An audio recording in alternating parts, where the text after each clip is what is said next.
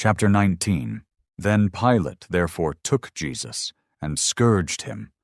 And the soldiers platted a crown of thorns, and put it on his head, and they put on him a purple robe, and said, Hail, King of the Jews! And they smote him with their hands. Pilate therefore went forth again, and saith unto them, Behold, I bring him forth to you, that ye may know that I find no fault in him. Then came Jesus forth, wearing the crown of thorns, and the purple robe. And Pilate saith unto them, Behold the man. When the chief priests therefore and officers saw him, they cried out, saying, Crucify him, crucify him.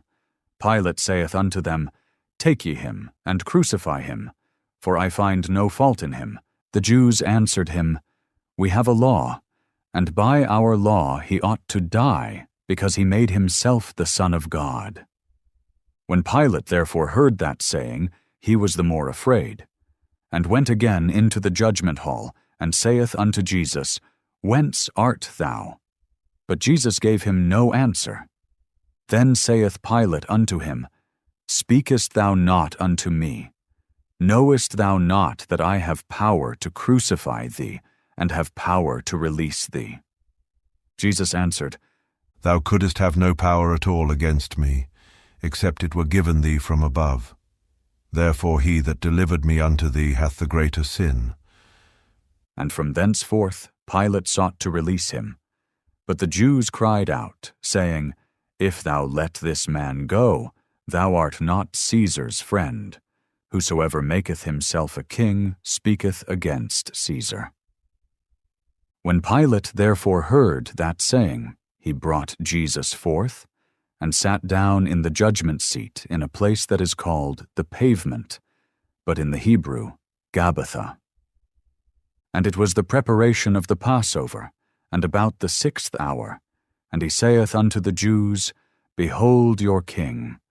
But they cried out, Away with him, crucify him. Pilate saith unto them, Shall I crucify your king? The chief priests answered, We have no king but Caesar.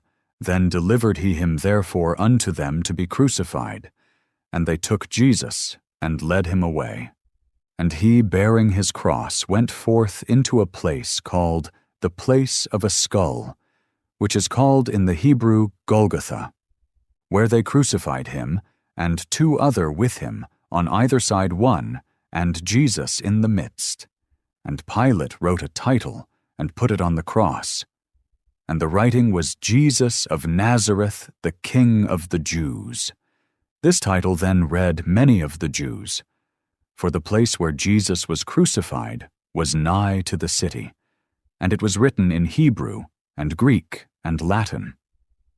Then said the chief priests of the Jews to Pilate, Write not, the King of the Jews, but that he said, I am King of the Jews. Pilate answered, What I have written, I have written.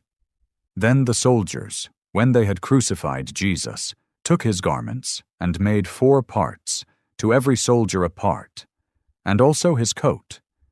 Now the coat was without seam, woven from the top throughout. They said therefore among themselves, Let us not rend it, but cast lots for it, whose it shall be, that the scripture might be fulfilled, which saith, They parted my raiment among them, and for my vesture they did cast lots. These things therefore the soldiers did.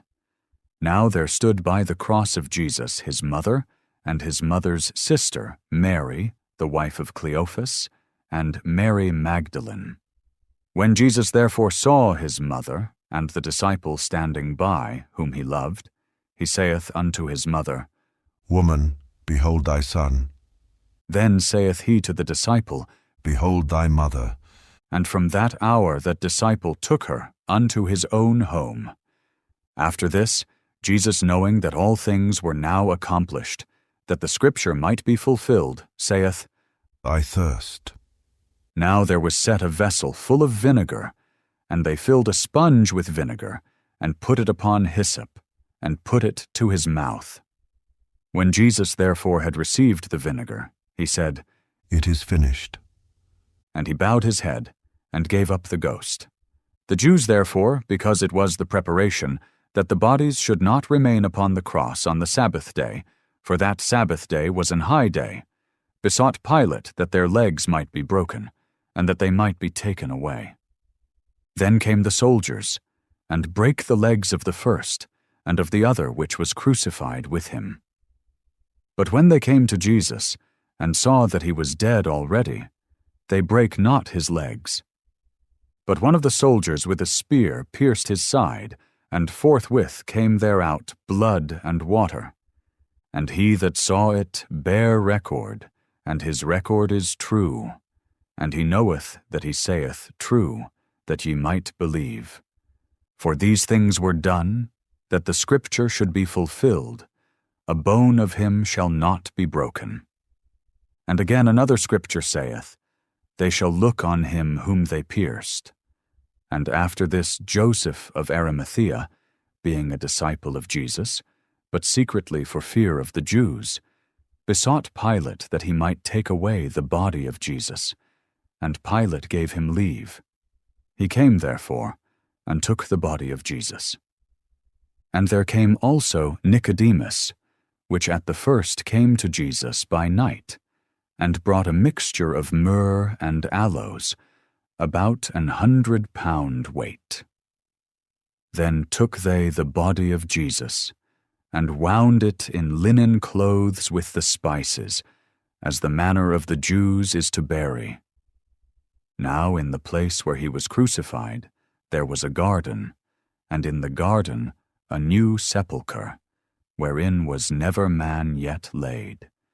There laid they Jesus therefore because of the Jews' preparation day, for the sepulchre was nigh at hand.